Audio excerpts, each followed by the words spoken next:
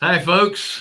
It's Bill and Jonathan. Wendy will be with us shortly. And one of the wonderful things about being live is that sometimes live things happen. And Sometimes you get caught on the phone she's with stuck on the phone with the city, and you know how hard it is to get the city on the phone. So she's not hanging up. Anyway, this whole month we're going to discuss the importance of the numbers when you're investing in real estate. And obviously, it's important, but we're going to do a little more deeper dives, all culminating at the end of the month. Actually, the first week, it would actually be the first Wednesday of November with a webinar that Jonathan is going to host. Of course, he didn't know that until I just told him. And it'll be fun. He's gonna be putting together some spreadsheets that you guys can get copies of that'll help become a tool in your real estate investing. So a little more after that about that after this.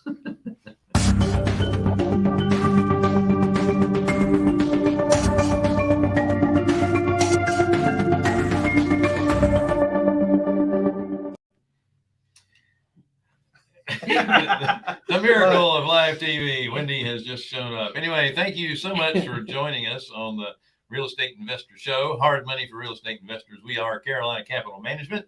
We are lenders in the Southeast for real estate investors. If you're interested in borrowing money, go to carolinahardmoney.com.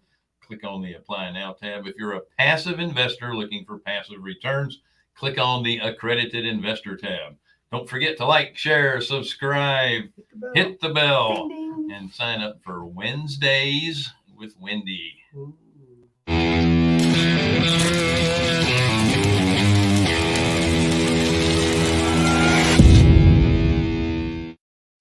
Yes, Wendy will rock you with all of her real estate knowledge. That's the best one. She I love it. There's a link to her calendar right below. She's out till end of November, right? Or December? First week in December is So open. sign up. She spends 30 minutes with each individual talking about real estate. Mm-hmm. Tell all your friends. Yeah, Yep. tell your friends. Anyway, great to be here. Again, we're going to talk about the numbers, but before we get into any particular numbers, let's do a little breaking news.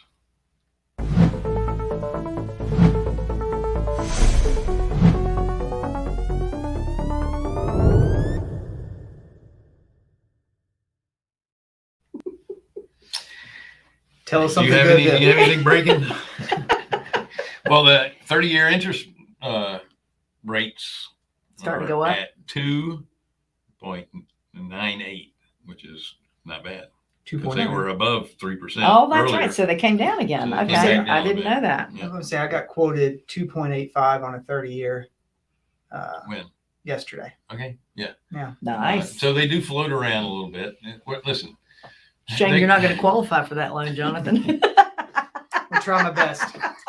As long as rates stay below 5%, you're going to continue to see home prices That's go right. up. And just anecdotal, I had the folks that run the gym that I go to are moving out of town. They have that house that fits the big hedge funds box, Mm-hmm.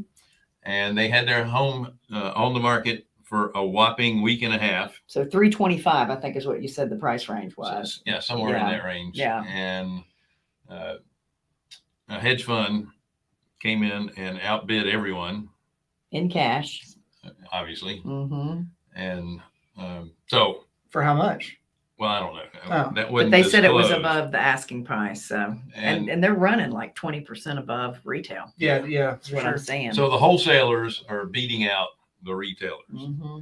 And on top When of that, in the world would that happen, I don't right? know. On top of that, you don't have to worry about anybody qualifying for a loan because it's all going to be cash. Yeah.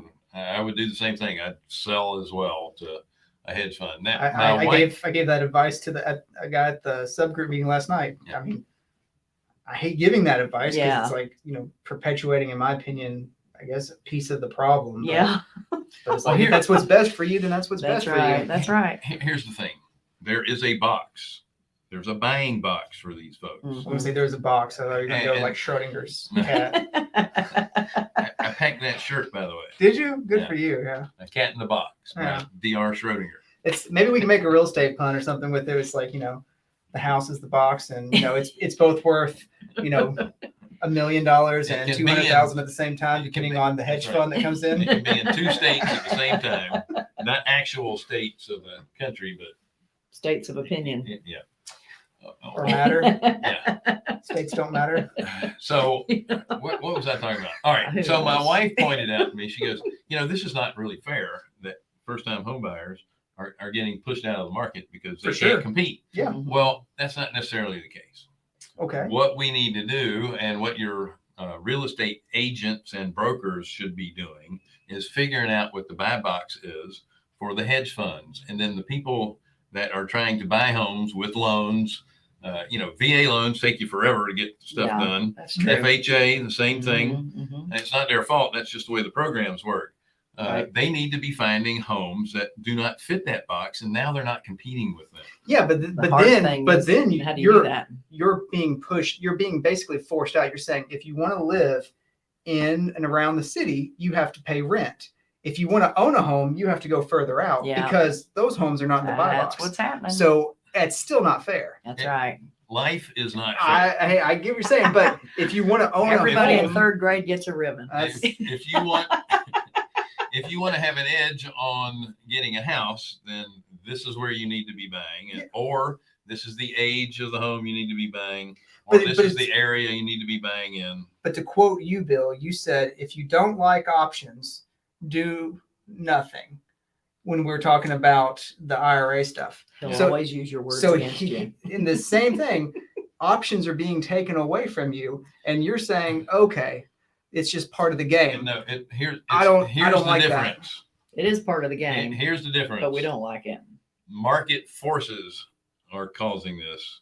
It's not a government mandate that says you can't do this. You can still compete with those folks if It's you want actually to. it's market forces coupled with government mandates that created this. I wonder if So we'll it's- add that to it's- the bill they're It's trying it's to. people who Are we still in breaking news? Yeah. now? well we have all these Good point. mom and pop owners who own properties in and around the city Mhm. Right. who are not receiving rents, who with the moratorium, and they are forced to sell, and they sold to the highest bidder, which is the hedge fund, Mhm. and then basically blocking out any other first-time home buyers to come in and buy these 2-bedroom, 1-bath houses that normally would have went to sale and picked up by a first-time home Yeah. buyer, Yeah. but they weren't because now the hedge funds have come in. So it's two forces coming together in synchronicity that feels I'm not arguing. planned.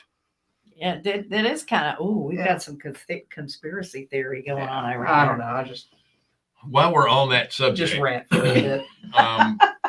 they had A lot of people that would agree with a you. non-binding vote in Berlin. It was whatever they do out there in California when they don't like something, they do some sort of referendum. Oh, there we go. Dog in California. Oh God.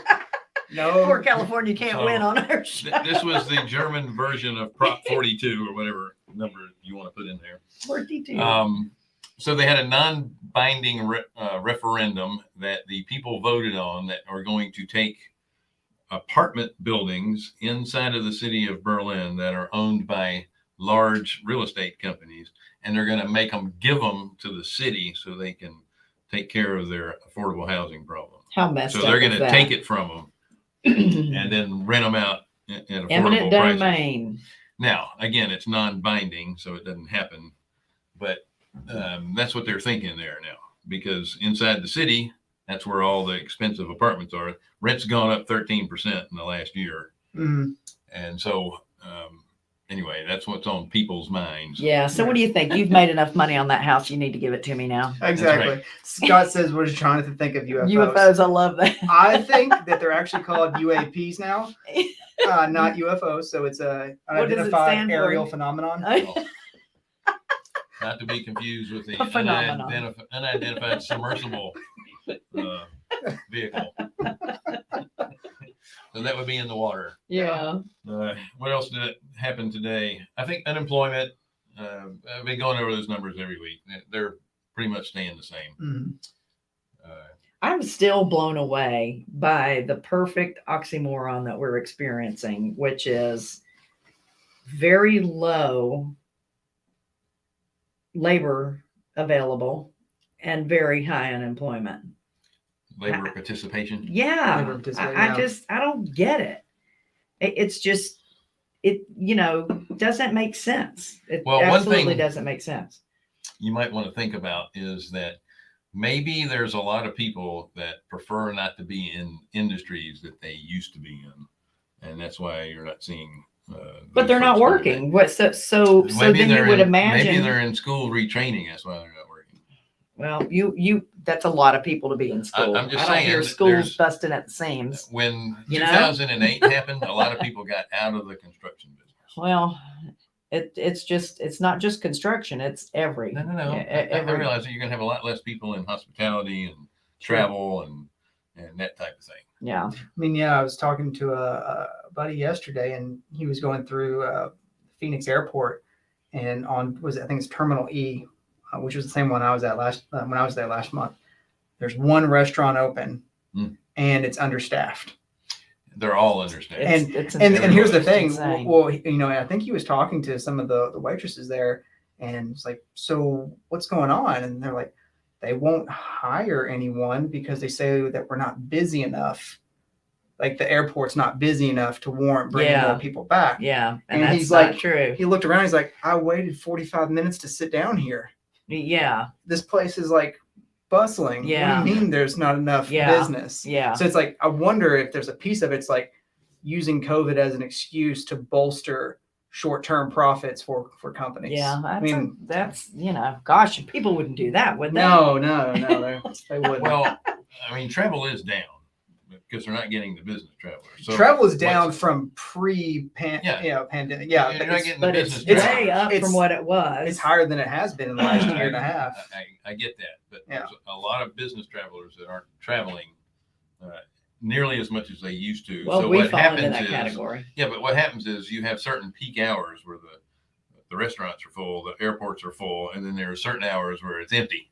Yeah, I mean, yeah, I get that. I haven't been on an airplane yet that wasn't full. Again, anecdotal. Mhm. I flew in on a Saturday. he likes that word. He's used it twice. Anecdotal. Stop it. I flew in again on anecdotal because He just it's, he meant it's anecdotal. not a survey amongst all the airports. It's just His my opinion. particular experience. Yeah. When I fly into Charlotte on a Sunday, the place is packed. You can hardly move in there. Yeah, I hate And flying. I on flew in Sundays. on a Saturday afternoon, and it was really light. There was hardly Hmm. anybody in there. So you're going to have those times when the places are packed, and you're going to have times where it's kind of light.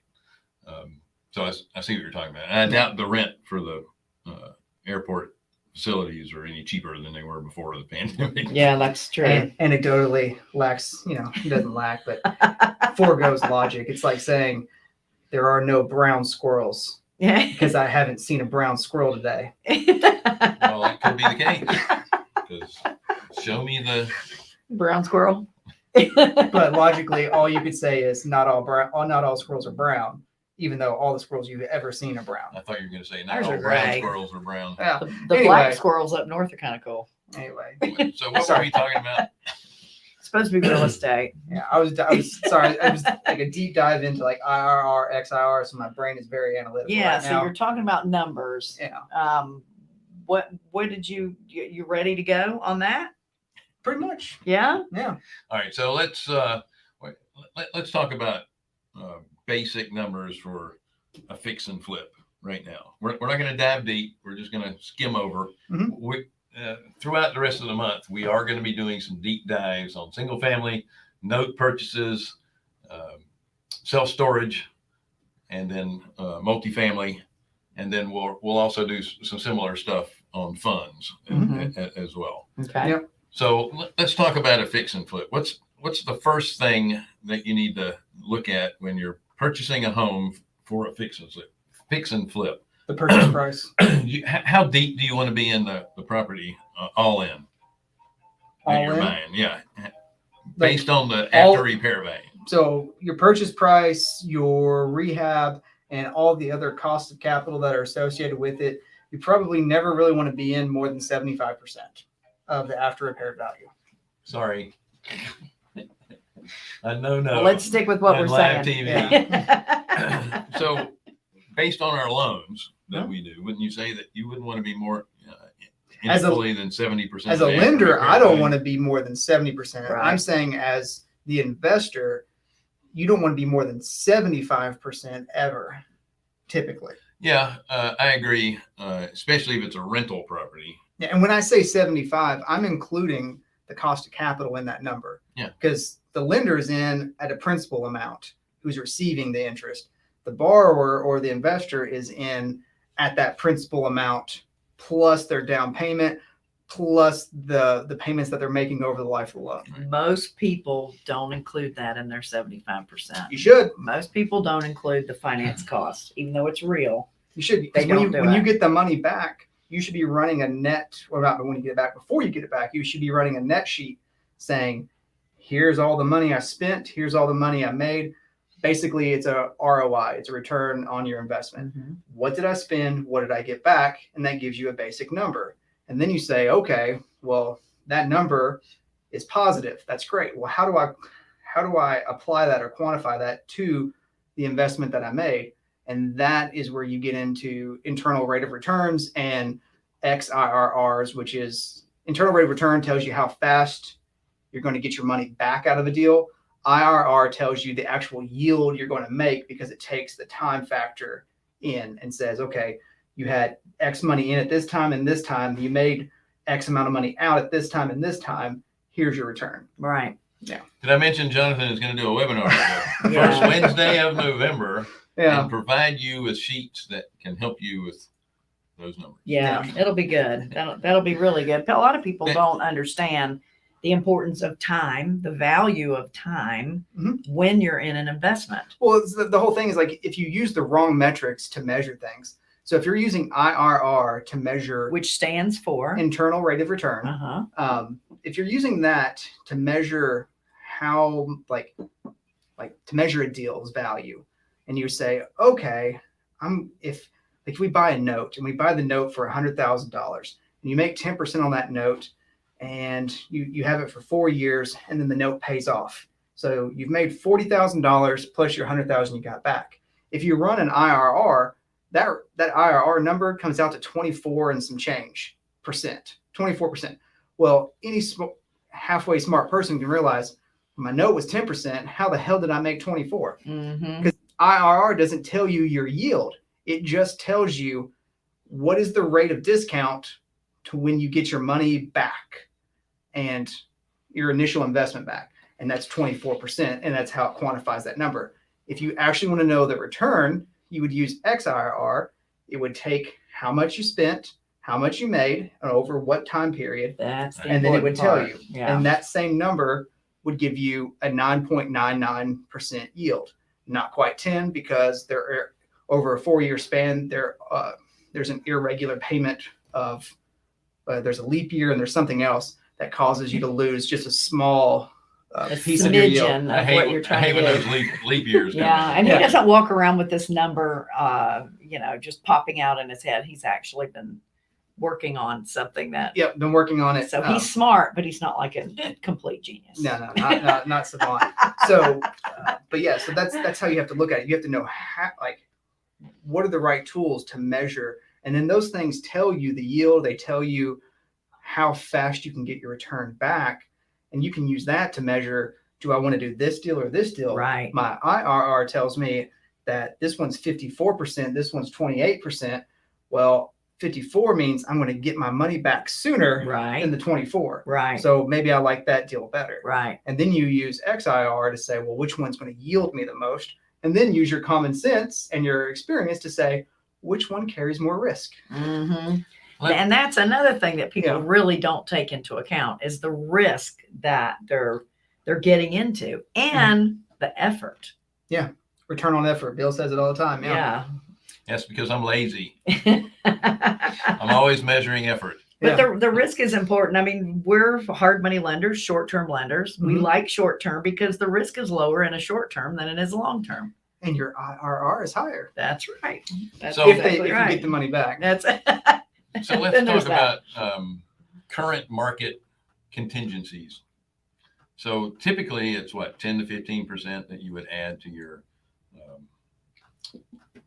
rehab budget for stuff that goes wrong. or Most people are doing unexpected. 5 to 10. Yeah. Most people are doing 5 Yeah. to 10 right Now, now. 15's a now, little high. now because of inflation that's hitting everything, the fact that it's taking longer to get anything done, would it make sense to go to 15% of a contingency? it would if you've got the room for it. Yeah, if you like, if you're bumping up against that 70 or 75 with a 10% contingency, I mean, That's, I'd keep it there. yeah, But- that's pushing But it. at the same time, values continue to go up. So the Sure. longer it takes you to finish it, the more it's going to be worth. At this point. Yes, I know. At this point. That's why I said in this current Yeah. market, Yeah. because markets always change. Yeah. Could Today. be different tomorrow. Yeah, today that is a true statement. Yeah. Yeah. Yeah, this market is great right now. It covers up a lot of mistakes. It sure does. But there are always going to be times where things change. Yeah. And sometimes you're going to be holding the short end of the stick, Mhm. as it were. That's I mean, right. and you talked about the contingencies. I mean, we say 5 to 10%. That's pretty normal. I mean, Wendy, you did a deal where your contingency should have been 100%, right? Mhm. I just did a deal where my contingency should have been 30%. Yeah.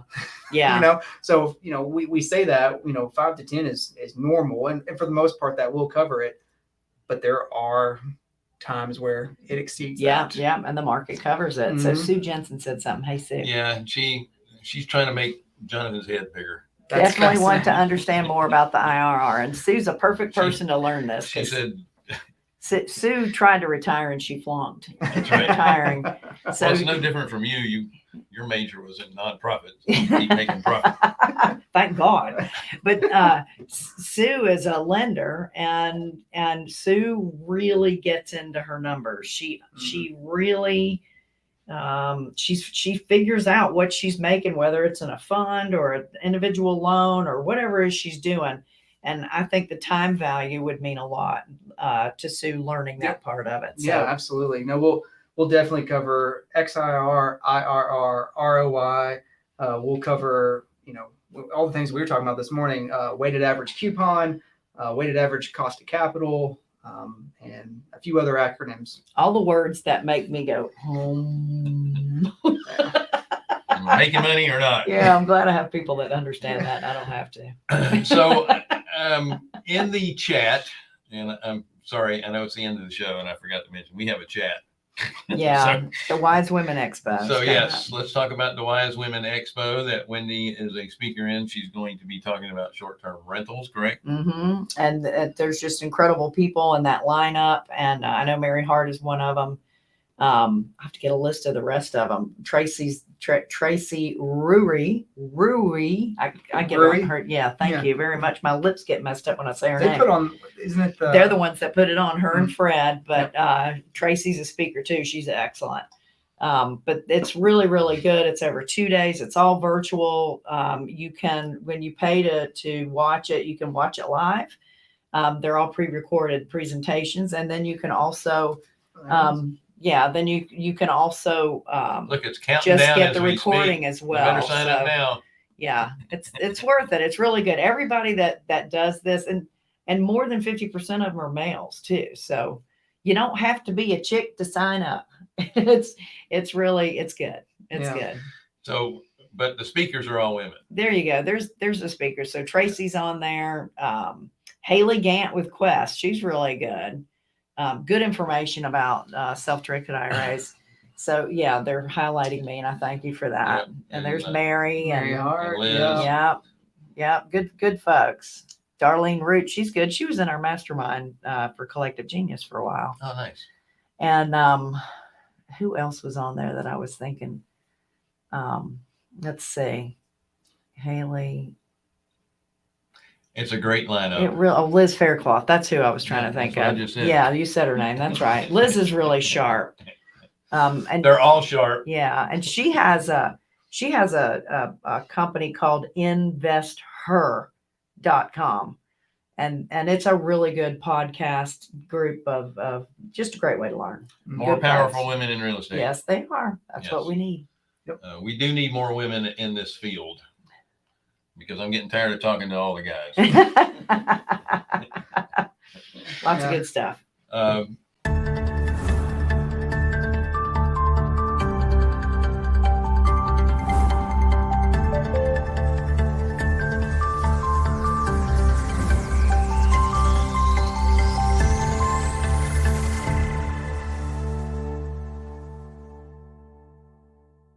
You know, Wendy, from That's Wednesday with Wendy, there are no secrets that Wendy keeps. She reveals all her secrets all the time. And then I have to kill you after I tell you about them. They're so important. So again, we're going to do a deep dive into the numbers this whole entire month. We're going to pick out different property types Mhm. throughout the month. We're going to do notes. We're going to do commercial properties. We're going to do single family properties. It'll be good. And, you guys, It'll be make geeky sure you stay tuned for the rest of the month. We are going to wrap it up. Okay, you Since we're out mind? of time. Yeah, No. pretty much. I thought that's what Thank you were you. doing. You're doing great, Bill. Thank you so much for joining us on the Real Estate Investor Show. We are Carolina Hard Money. What do we do? No, we're Carolina Capital Management. We are That's Carolina right. Capital We Management. are lenders in the Southeast for real estate Written. investors. And shut up.